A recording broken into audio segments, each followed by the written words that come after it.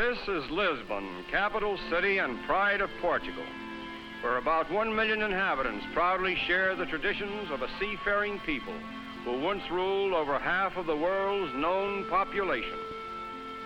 From the beginning of its history, the destiny of Portugal has been determined by the sea, and Lisbon, her largest port, has always played a leading part as a strategic base for the great trade routes of the world.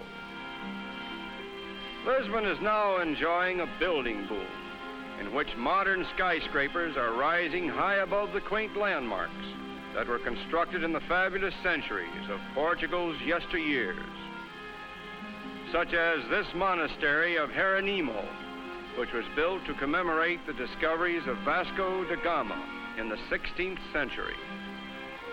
The mortal remains of the great explorer are said to be entombed here. In 1755, Lisbon was almost destroyed by earthquakes, fires, and tidal waves, and it was the Marquis de Pombal, Prime Minister under King Joseph I, who undertook the leadership of restoration. This monument has been erected by a grateful people to commemorate the memory of Pombal.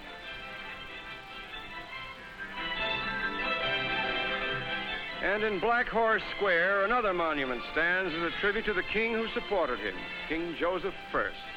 Among the unique features utilized in rebuilding Lisbon were artistically adorned sidewalks, created with the idea of helping to guide strangers around the town.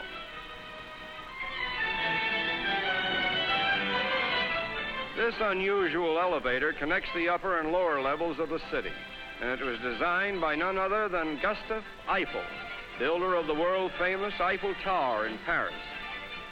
From the market by the sea come the varinas, or native fishwomen, on their way to customers who await them in the highways and byways of the city to purchase their fish.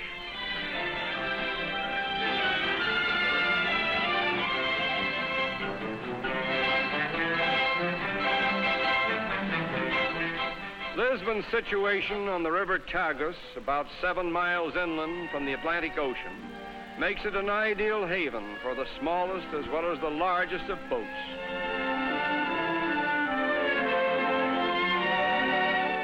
The chief landmark on the Tagus is the famous Tower of Belém, built here during the early part of the 16th century.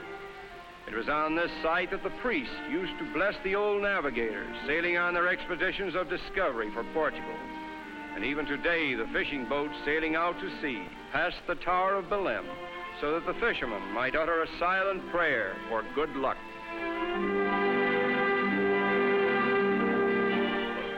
In the suburbs of Lisbon, we visit Cascais and Estoril, colorful coastal resorts on the so-called Portuguese Riviera, where many dethroned monarchs of recent times have found respite and escape. Over 2,000 years ago, Roman generals and senators also came here for the same purpose. Adjacent to Cascais is Estoril, the most popular resort in all of Portugal, where one may bask in the pleasures of an ideal climate and live in the best of hotels at prices that are still within the range of the average pocketbook. Adjoining the celebrated Palazzo Hotel, almost hidden behind a floral landscape, is the casino, which is comparable with that of Monte Carlo. At Villafranca, another suburb of Lisbon, we witness an exciting event in which a number of wild bulls are driven through the streets of the town, and here they come.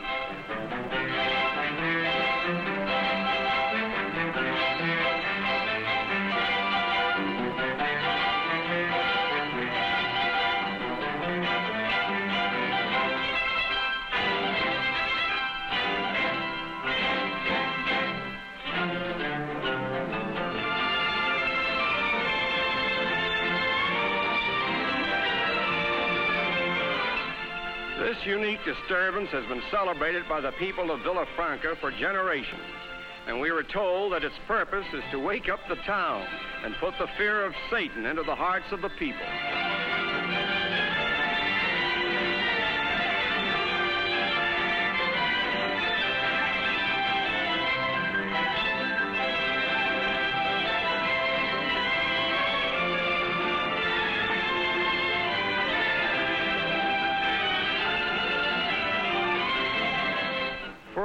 hours, the bulls run wild. Panic is the order of the day, and the people appear to be crazy about it. Then, tired and broken in spirit, the bulls are driven back into their corrals, so completely subdued that even a little barking dog has no fear of them.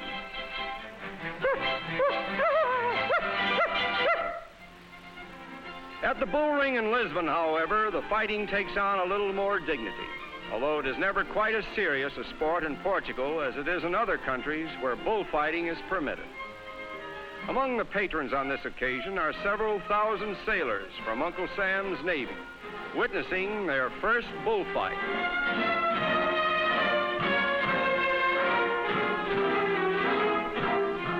By Portuguese law, the bull must not be killed, and in general, the event seems to feature skilled horsemanship, pitted against the wiles of an angered bull.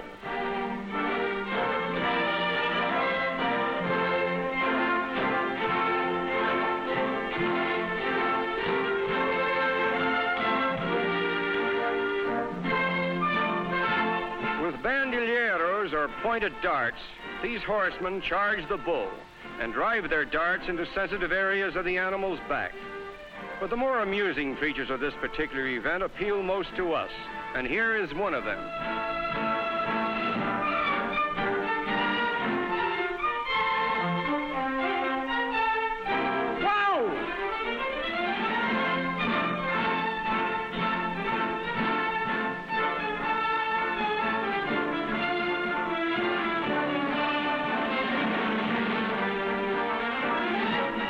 Obviously, bullfighting in Portugal is not a one-sided affair, as the punishment seems to be shared equally between man and beast.